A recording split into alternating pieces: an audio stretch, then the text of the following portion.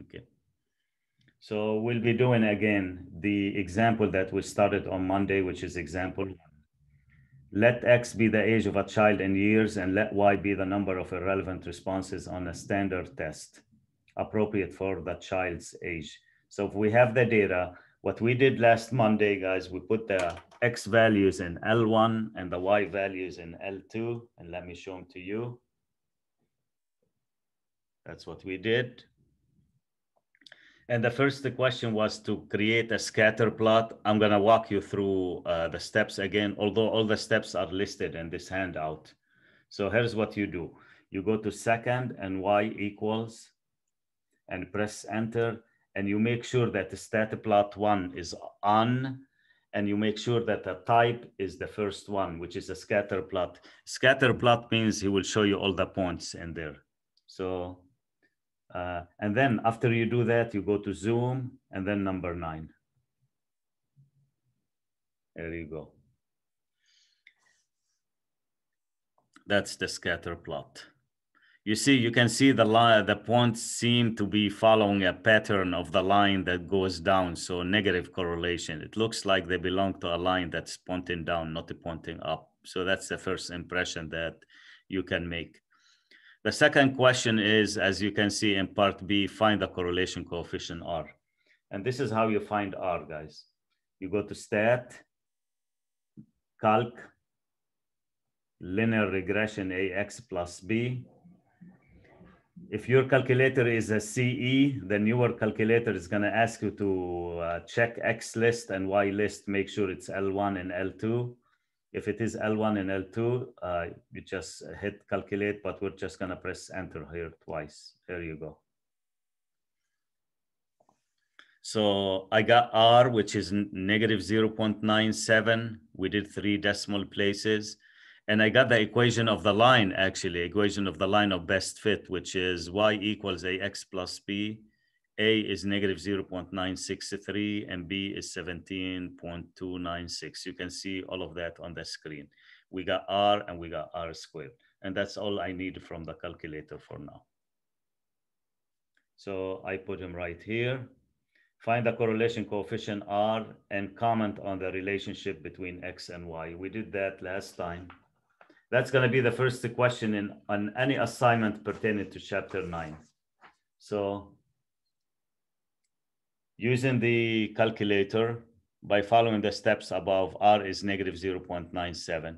Since R is very close to -1, then we can say that there is a strong negative linear relationship between X and Y.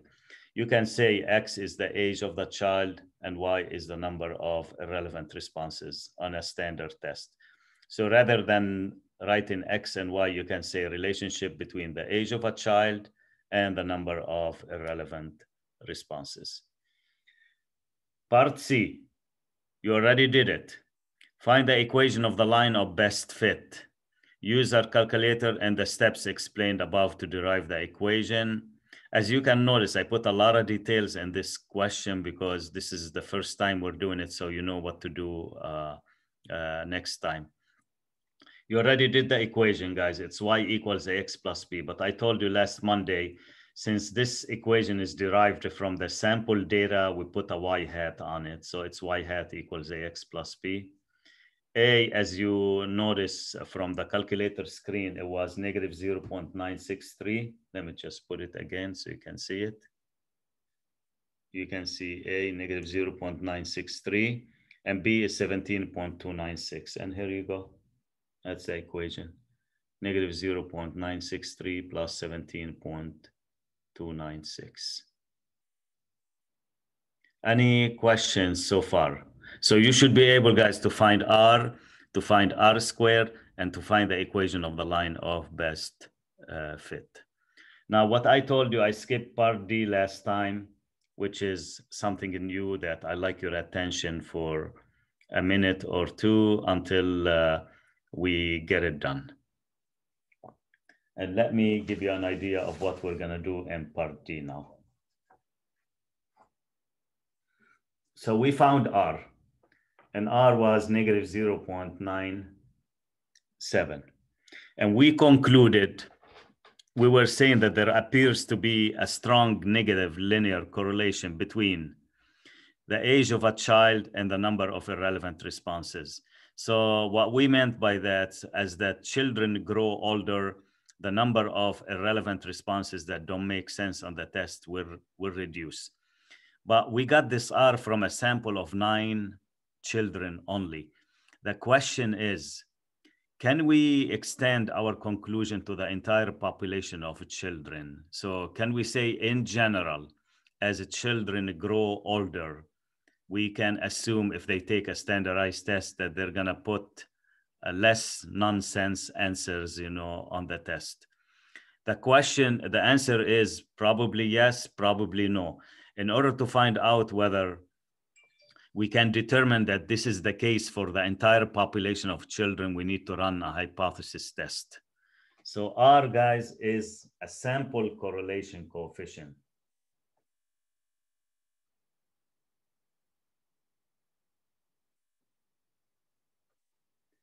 Which we can find using the calculator. In order to find R, what I did, guys, I put the X values in L1, and I put the Y values in L2, and I use the calculator to find R. So R gives us, just a part of the story. It tells us whether there appears to be a strong negative or strong positive linear relationship between X and Y. Since R turned out to be negative, we say there could be a negative strong linear relationship between X and Y. But the question is, guys, what about if you have the X values, the ages of millions of children? And what about if you have the number of irrelevant responses from millions of children? Can R still be a negative 0.97? And can we extend what we concluded from the sample to the entire population? The answer could be yes or no. It all depends on the hypothesis test that you're going to learn about now. So R is called the sample correlation coefficient. There is a population correlation coefficient. It's called, I'm going to give you the name of it. It's called rho.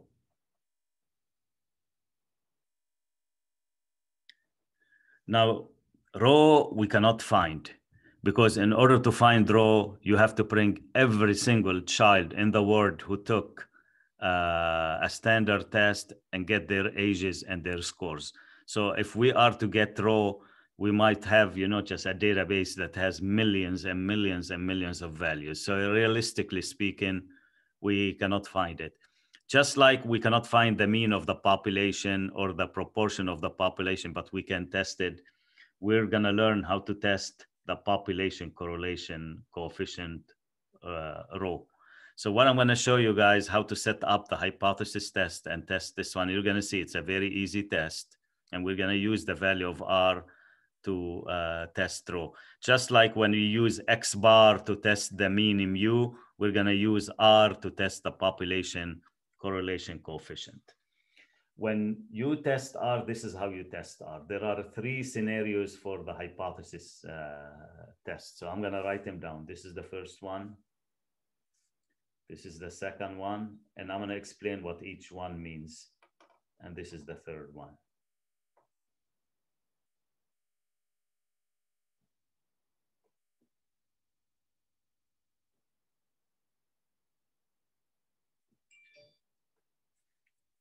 Can you guys guess what the last one is going to be?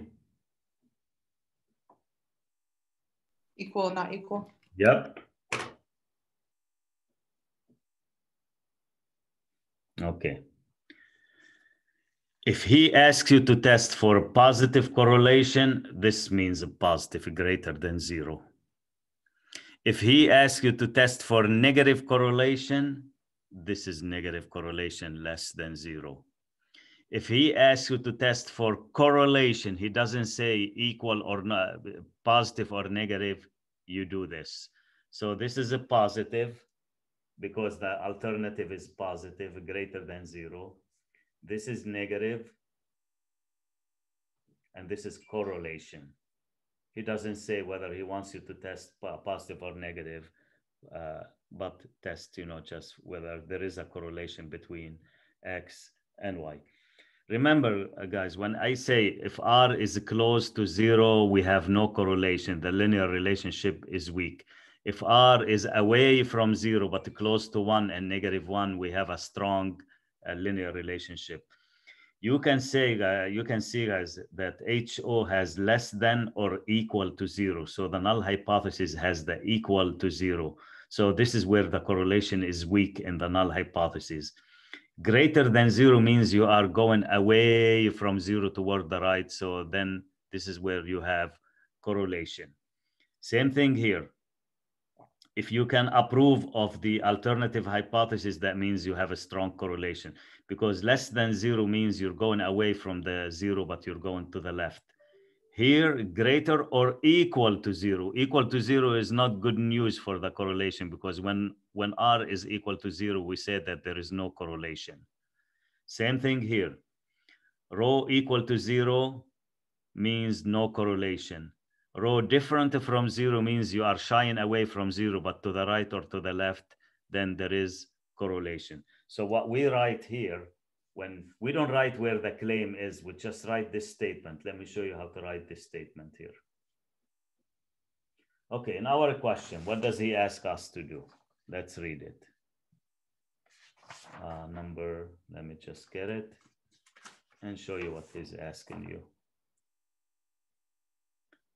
At the 1% significance level, test for negative correlation. Okay. For negative correlation, guys, we're going to choose this one.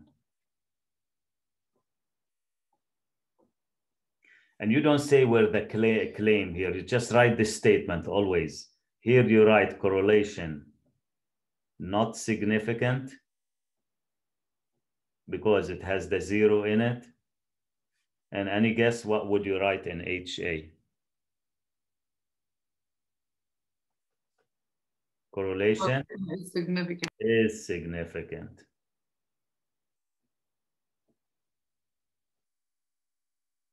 So again, guys, always, rather than writing where the claim is, you just write correlation not significant, correlation is significant. If you end up rejecting HO, you conclude that correlation is significant. If you end up failing to reject HO, you conclude that correlation is not significant. As simple as that. So there are two choices here, not four choices, just like reject and support, like what we did before. It's going to be either there is enough evidence to conclude that correlation is significant, or there is not enough evidence to conclude that correlation is significant. And based on what? Based on rejecting the null hypothesis. If you reject the null hypothesis, you say, I can conclude that correlation is significant. If you don't reject HO, you say, there is not enough evidence to conclude that correlation is significant. So I'm going to walk you through the test. We're going to do it using the calculator first, just to give you an easy feel of it. I'm going to do it by hand as well for students who like, just to do this by hand, and we'll go from there. So let me show you the test.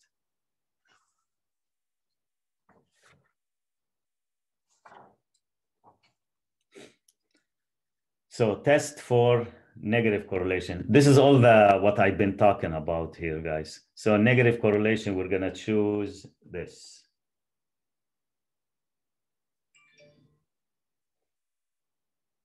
Because that has a less than 0.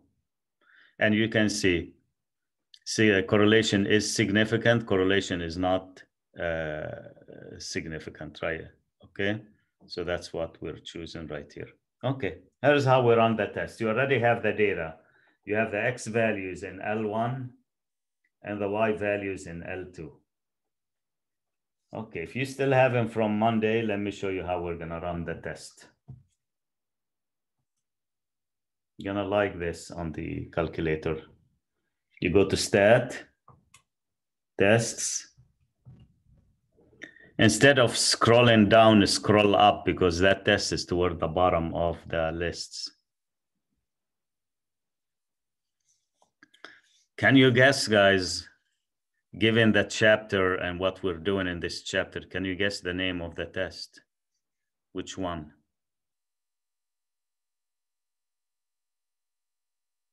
You can see the screen. Which one would you choose?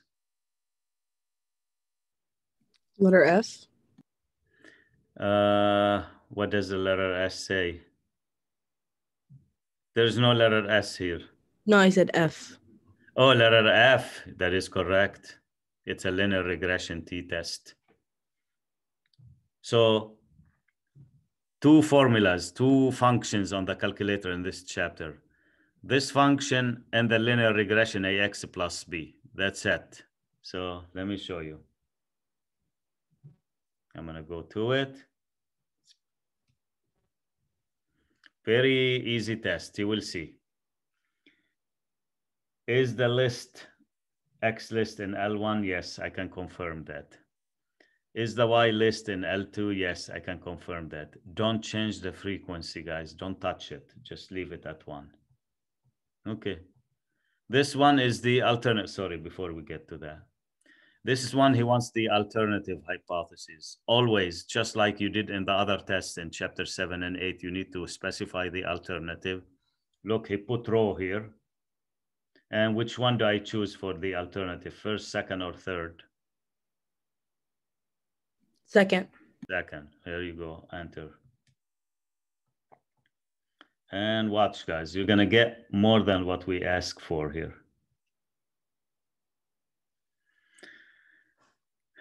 This is the test statistic T, and this is the p-value. Let me write those down, and I'll come back and show you what else the calculator gave me. Okay. That is T. It was negative 10.74. And the p-value, guys, was, okay, I'd like you to look at it now. 6.656 E minus 6. Please don't ignore the E minus 6. E minus 6 means the decimal has to be moved 6 digits to the left. So it's going to be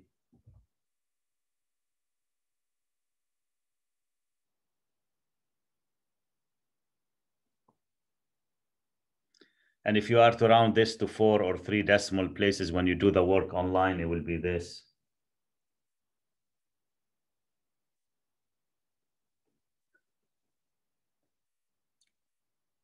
Less than alpha. So what's the decision? Reject the null hypothesis. Reject the null hypothesis. Let me see where this one is.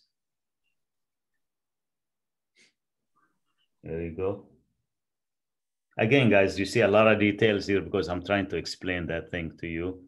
Reject the null hypothesis. And if you reject the null hypothesis, look what you put. There is enough evidence at the 1% level of significance to conclude that there is a negative significant correlation between X and Y. Instead of saying X and Y here, you can put age of a child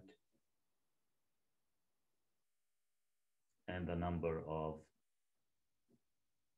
irrelevant responses on a standard test.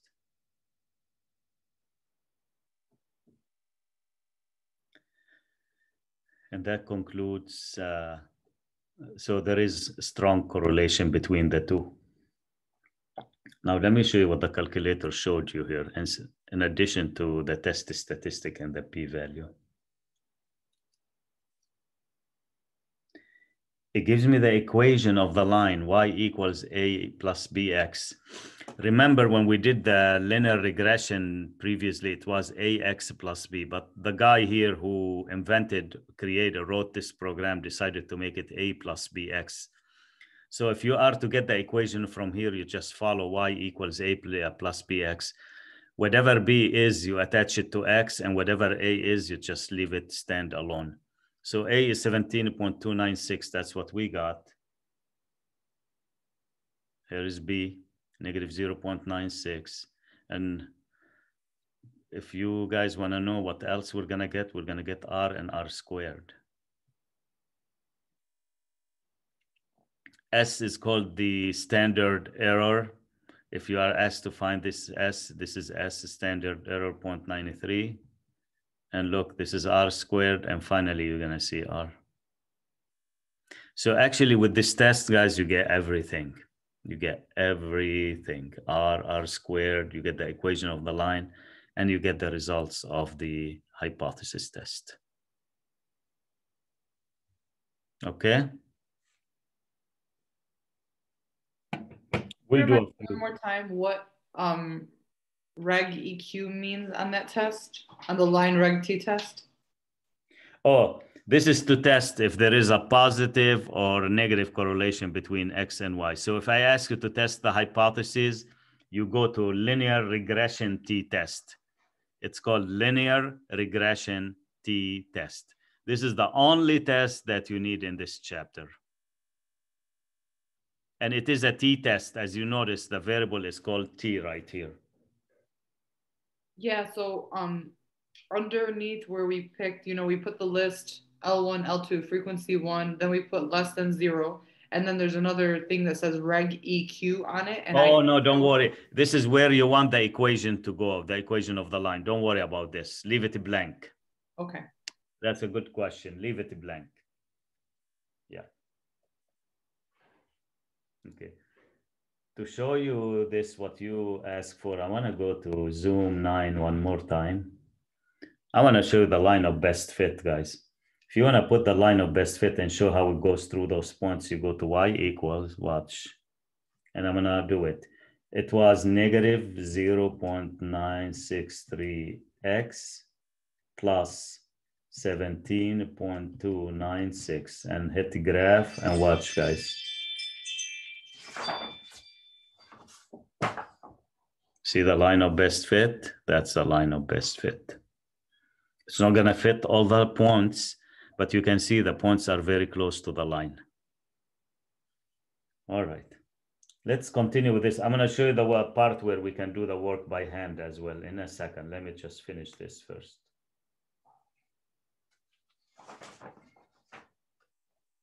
E.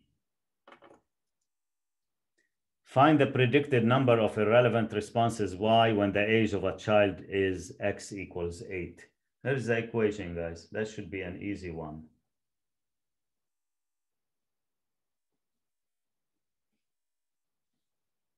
Okay, he gives you X equals 8.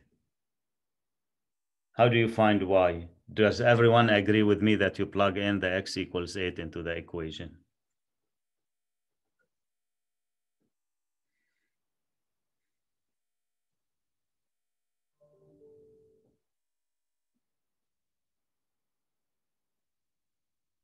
All right, and just use your calculator to find it. So let me do it. Right here. Negative 0.963 times 8 plus 17.296. So I got 9.6. There you go, it's right here.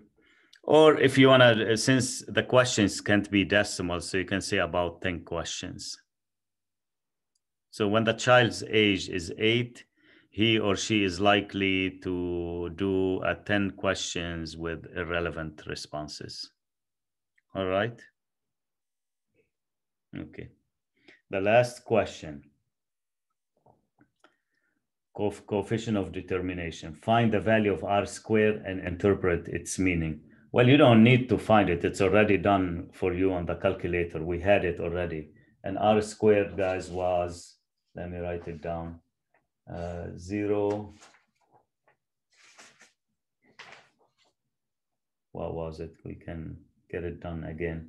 So I'll go to stat, calc, number 4. R squared was 0.943.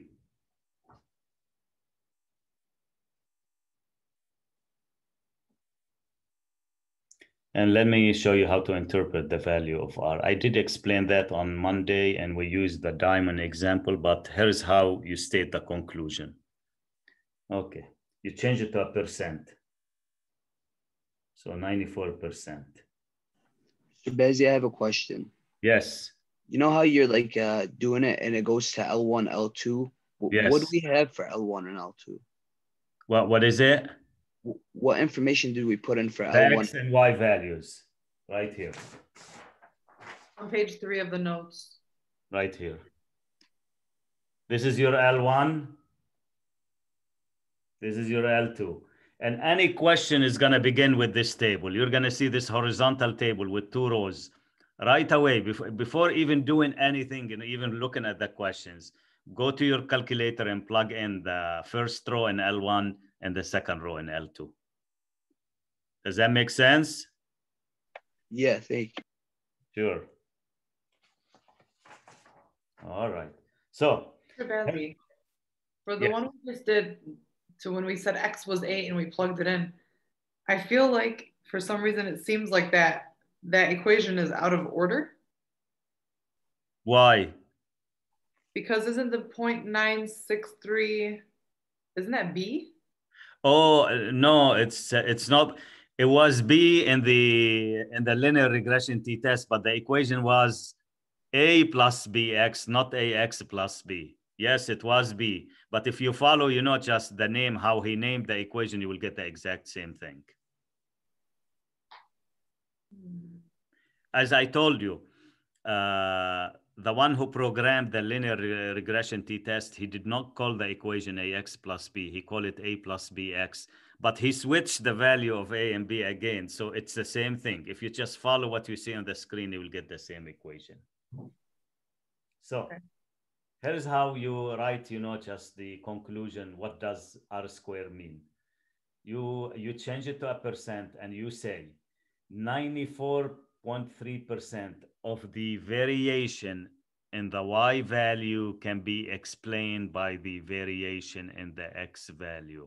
Always we start with the variation of the Y value can be explained by the variation of the X value. The Y value here is the number of irrelevant responses. So if I am to write this, 94.3% of the variation means change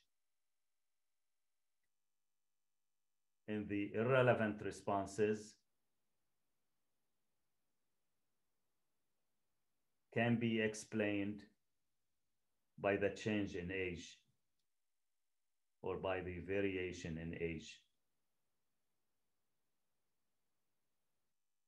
using the regression line.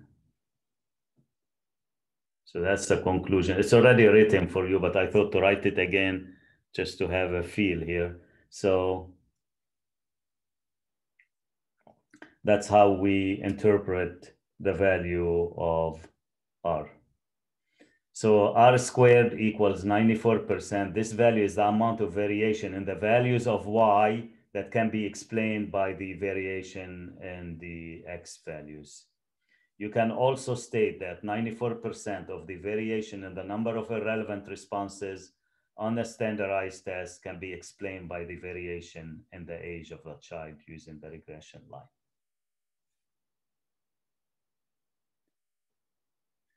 So the value of R squared is called the coefficient of determination and represents the percentage of the amount of variation in Y that can be explained by the variation in X. And this number here, guys, is called the slope of the line, AX plus B. A is called the slope and B is called the y-intercept. This is where the line crosses the y-axis, and B is called the slope, which is the rise over run. And if you like an interpretation of the slope, what does the slope means here? For each 1 year increase in the age of the child, the number of irrelevant responses will reduce by negative 0.963. So every time the child gets 1 year older, they will do a negative 0.963 less irrelevant responses. So it is negative because the number of irrelevant responses are being reduced, not increased. If this was a plus, guys, then the interpretation of the slope will be as X increases by 1, the Y is increasing by 1, but this is a negative. Here it means as X increases by 1, the Y decreases by negative 0.963. That's what a negative slope means.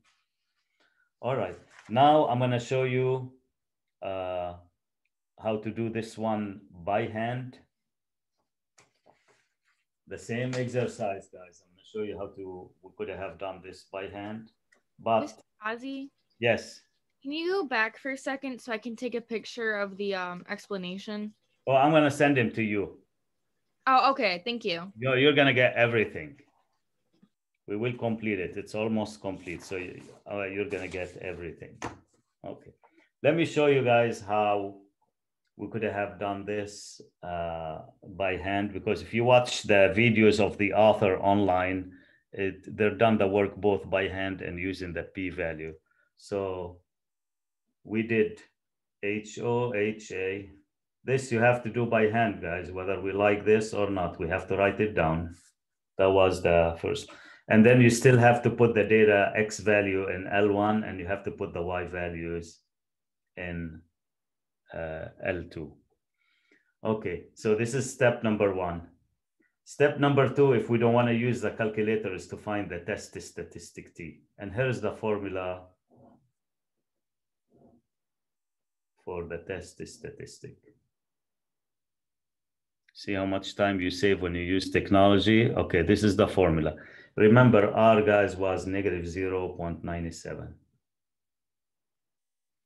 Okay, if I am to calculate the test statistic, it will be negative 0.97 divided by, this is the formula. You will see this formula anytime you do a question like this. N, what is N? N is the sample size, how many children or how many in the data set. And if I show you how many in the data set, you got 1, 2, 3, 4, 5, 6, 7, 8, 9. So it's 9 minus 2. Okay, so that will be a negative 0.97. 1 minus, we did actually negative 0.97 squared, it's 0.94. And divided by 7 minus 2, 9 minus 2, which is 7. If you do the math, let me show you. It's going to be very close to what we got. What did we get here? We got negative 10.74 right here. We should get very close to it. So let's show you. I won't require to do the work by hand, guys, but I feel that I should do at least one example doing it by hand. Divided by square root .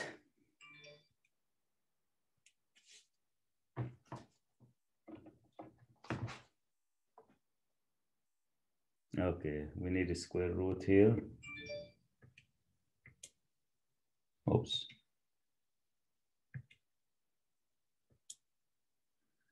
All right, and I need to enter 1 minus 0.94 divided by 7. Actually, 1 minus 0.94 is 0.06 divided by 7 and close. And here you go, guys. It's negative 10 point. It's not going to match exactly with what the calculator gave me because we're rounding here. We rounded R squared, so it's not going to be a perfect match, but it's negative 10.477. Okay, the next step. Not using the p-value, we're not using the calculator. So what we call here is a critical value approach. So you do this.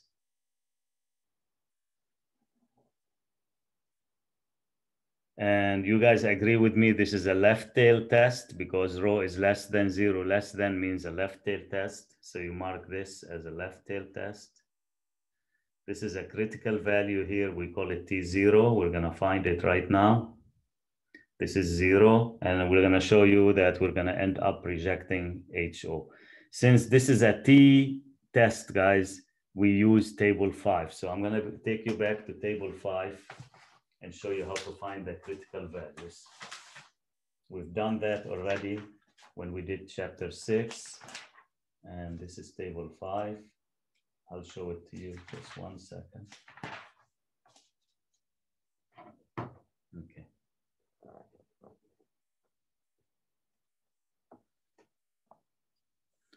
And alpha was 0.01. Remember that, guys. Okay. So this is a one-tail test. Alpha is 0.01. We're here. The sample size is 9. The degrees of freedom, guys, when you do linear regression is not n minus 1, it's n minus 2. So what do you think the degrees of freedom will be in this case? Remember, the sample size was 9. 8 or 7. 7. 9 minus 2 is 7. Let's look it up. And I got, guys, 2.998. That's all I need.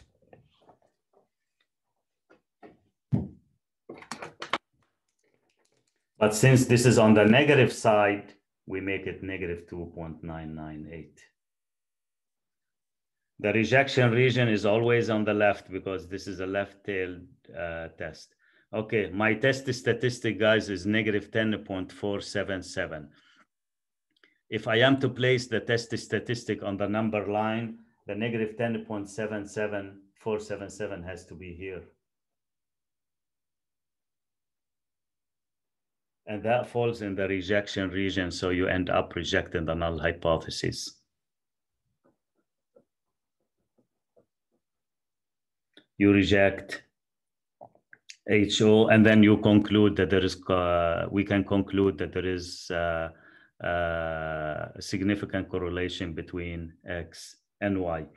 Let's say your test statistic, guys, was negative 1.7. If it was a negative 1.7, it's not the case here, but let's say it was. The negative 1.7 will be right here. And then it's not in the rejection region, then you fail to reject the null hypothesis. So instead of using the p-value, this is a method called the critical value approach to make a conclusion whether to reject HO or fail to reject HO. However, guys, if you're comfortable with the p-value and using the calculator, you can always use the p-value and you're gonna get the same results, okay? So that's how you do this one by hand. We're gonna do another question and I'm gonna give you a minute to put the data in L1 and L2. So example 2.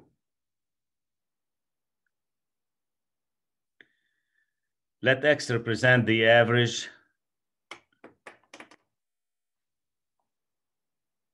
Okay, so this is another example. What I'm gonna do here, guys,